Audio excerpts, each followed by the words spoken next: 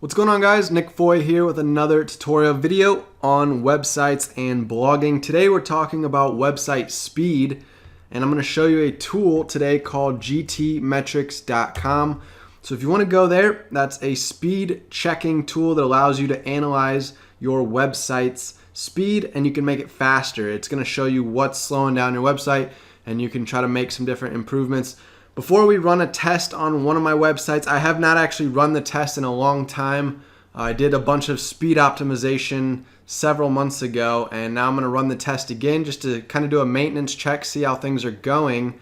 But I'm hoping when I run the test that it's going to show that it's still performing fast, and I'm going to go ahead and show you what things I did to get my website running faster. So here's the first tool, gtmetrics.com. There's also a Pingdom speed test tool, and then there's the Google Page Insights tool, but that doesn't really have a speed calculation, whereas this is going to show how fast the site's loading. So what I'm going to use today is my website, under30wealth.com. So this is my real estate / marketing website. I'm moving a lot of my marketing material, online business stuff over here to Under 30 Wealth, and I'm going to be teaching it in terms of real estate.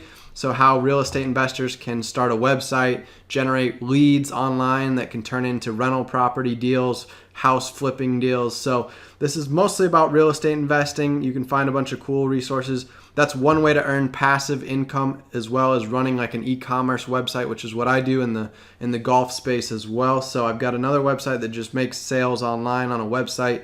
So different ways to make passive income, but let's go ahead and grab this website URL. Head over here to GT Metrics. We're going to paste it in. I'm going to click Analyze, and then it's going to run the test, and we're going to see how fast the website actually is loading right now. Now this is my homepage URL, so this is just testing how fast my homepage loads. If I wanted to test a specific blog post, I would have to copy paste in that specific blog post. All right, so here's the results. We got a 92% score, so an A. Our Y-Slow score was a C, 75%. So it fully loaded in 2.3 seconds, which I consider that to be pretty good. I know some people out there want websites that load under 1 second, but anything I think under 3 seconds is probably pretty fast in today's world. It's going to put you in probably the top 20, 30% of websites out there if you're loading within 2 to 3 seconds or less. And you can see also page size does play a role. Small websites that have small home pages with not a lot of content on them, they're going to have a smaller page size, and that could be what loads this thing under 1 second. Whereas mine, if we go back here to my home page, I've got this little banner here that tries to get people into my real estate investing course. They scroll down here where I've got a bunch of helpful articles that I've already categorized by strategy, financing, deal analysis, resources. Then we've got the blog, so all the different blog posts. There's a load more button. And then I've got my email capture form at the bottom. If they want to learn how to invest in real estate, they can sign up for a free email course. So there is quite a bit going on my home page here. And so again, that's a 1 megabyte page size. So we can see how many requests here as well. This can also impact page speed. So I've got 40 different requests that had to be made. If I only had 18 requests or 15 requests, then my page time would probably be a lot lower. But the more requests you have, the more time it takes to load everything. So that's another factor. But overall, 2.3 seconds, that's pretty good. So let's go down here now to the page speed score where I scored a 92%. We can see all the different things that I'm, scoring 90s and 100s for. The only thing really here is leverage browser caching. Now, if I go back here into my website and we go into the dashboard, I'm going to show you a plugin I currently use for leveraging browser caching. So I already know that I do have that turned on, and I'm already doing that. So I'm not sure why it's giving me a 71 score there. But there are, some different plugins you could test out to see which one maybe satisfies this score or which one affects your website and gives you the fastest time. But the one that I found, I believe, is WP Fastest Cache, and I'm going to go ahead and confirm that here when we go into our plugins page. All right, so we talked about making requests. So if you have a lot of external requests, like in my case on my home page, I have my external requests to sync to my email service. So I use ConvertKit. You can go to asknickfoy.com/CK to learn more about ConvertKit, and it's also linked below as a resource I use in my business in the description of this video. But ConvertKit's how I capture and build my email list. And to embed one of these forms onto my website, it has to then communicate back with ConvertKit. That way when people enter their information, it puts that information into the ConvertKit server so I can see them when I log into ConvertKit. So that's an external resource that it's linking out to. I've got Google Analytics, Google Search Console, some other third parties that I'm signed up, connected to with my website. So those are also going to add in terms of these total number of requests here as well. And then plugins, if you have a lot of plugins installed, that can slow down a website as well, because these all have, size. There's megabytes, kilobytes. They take up size on your website. So what I like to do is keep it clean, keep it lean.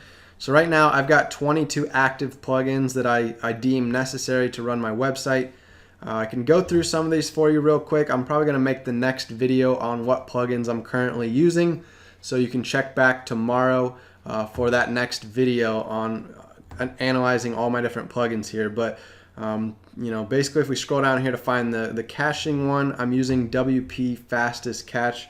And there is an update available, so I'm going to go ahead and just click update now to update that. But this is the one that I chose. I use it in combination with this auto optimize plugin. I found that the two of them seem to work pretty well together in terms of speeding up my website. Before, when I turned both of these plugins off, my website was loading much slower. But when I have both of them turned on and I've configured all the settings, then that's what's getting me that 2.3 seconds. So that's how you can test things. You can, turn on and off different plugins to see if certain plugins are slowing down your website. And you can actually add plugins that are supposed to help speed up your website, like the Auto Optimize plugin and the WP Fastest Cache plugin. So those are two I had to add to actually improve different things on my website to make it load faster. All right, so that's a little overview of what tool you can use to check your website page speed. You can paste in all your different URLs. So if I wanted to test different core pages like my home page, my about page, contact page, and then if I want to test different individual blog articles or some important guides that I want to send traffic to, you can test those by just pasting in each URL into this tool, and it'll spit out a speed score. If I was going to run the test again, it's probably going to spit out some different numbers. It's kind of inconsistent, but if you run it 2, 3, 4 times, you can get a general idea of your website page speed. So sometimes you might see it load 15 seconds and think that's an error, so you can run it again a couple times, and if it continues saying 15 seconds, then that's approximately what your website page speed must be. But in my case, we got 2.3 on the first test. This time we're getting 7 seconds, and our page score is now changed to 86%. So we've got minimize redirects, defer parsing of JavaScript. So again, this is what I'm talking about with this tool. When you run this test a few different times, you're going to get these different results that kind of pop up. So it's kind of confusing, but if you run it a few times after you make different changes, you can kind of get an average to kind of see realistically, what's going on with your page speed. But I'm not so sure why that last test just kicked me up to 7 seconds. It's one of those inconsistent tests where it could have been pulling from a previous cached version of my page. After you make some updates, you want to make sure to clear your browser cache so that when you run this test, it's pulling the most recent, newest updated page possible. So we're back here down again at 2.2 seconds and a 92 score, so nothing's really changed there.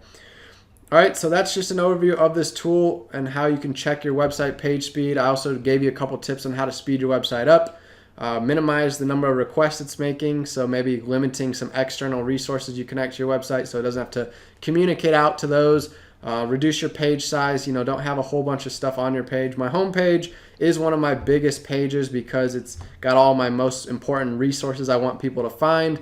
But if we go in here to any specific blog post, it's just going to be mostly text, maybe an image or two. So these pages are a lot lighter. They're a lot less in page size. So it's not going to be 1 megabyte. It might be half the size. So those two things are going to impact page speed. Also, we talked about plugins, making sure that if you don't use certain plugins that you deactivate and delete them so that you're not clogging up space on your website with a bunch of unnecessary plugins. And then we talked about a couple plugins you can actually install that are supposed to optimize your website, kind of combining files together, changing up the order in which things load so that your website loads faster. So some of these plugins can handle those things for you. And then having browser caching, so like a plugin like WP Fastest Cache can help speed your website up by having it cache different copies of different pages. So when people come to your website, they load quickly. So try those tips, try this tool. Again, this is just a general overview, just to give beginners general knowledge of what to do to get started with improving your website speed. And then the importance of having a fast website is that your users aren't going to get annoyed when they come to your website. We don't want this page taking 10 seconds to load. People are going to click the back button and they're never actually going to end up on my website reading my blog content, subscribing to my email list, checking out my courses. None of that happens if they click the back button. So in order to get them here, you got to have a fast website. Also, it helps for SEO.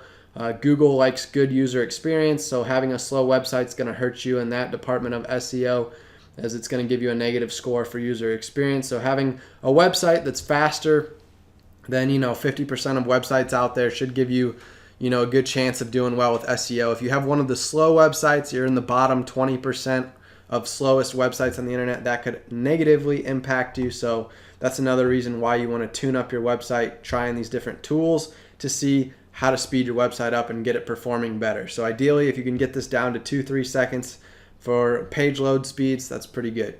All right, thanks for watching. Make sure you're subscribed to the channel. Hit that red subscribe button. Hit the thumbs up if you found some value today. And again, check back tomorrow for our next upload. We're going to be going over some different plugins that I use on my website and what they do. Yo, check this out. So if you type in asknickfoy.teachable.com, asknickfoy.teachable.com, when you hit enter, it's going to open up my resource library. So I've been working on tons of training video modules, and I put them together in these different courses. And you can go over here to asknickfoy.teachable.com and you can learn how to start a website that makes money. So this is called Profitable Blogger. You can also learn how to make money from social media like Pinterest. You can also learn real estate investing. So these are 3 ways I currently make money right now. I'm making $6,000 to $7,000 a month. I've already come out with a video showing you how I was making $1,400 a week a little while back, and we're on pace to eventually get to $10K a month passive income through websites, through social media, and through real estate investing. So these 3 methods combined, I created these 3 training courses. You can go here to asknickfoy.teachable.com to check them out, and I look forward to seeing you guys on the inside when you enroll in them. Yo, before you go, make sure you are subscribed to the channel, Nick Foy TV. If you hover the lower right corner of your video right now, you're gonna see the little red subscribe button. When you hover that, it's gonna pop up that subscribe button, and it would mean a lot. I already appreciate you gave me your time, your attention today, but if you could also hit that subscribe button, support the channel, and smash the like button, as they all say in every YouTube video. So smash the like button, hit subscribe, and I'll see you guys in the next video.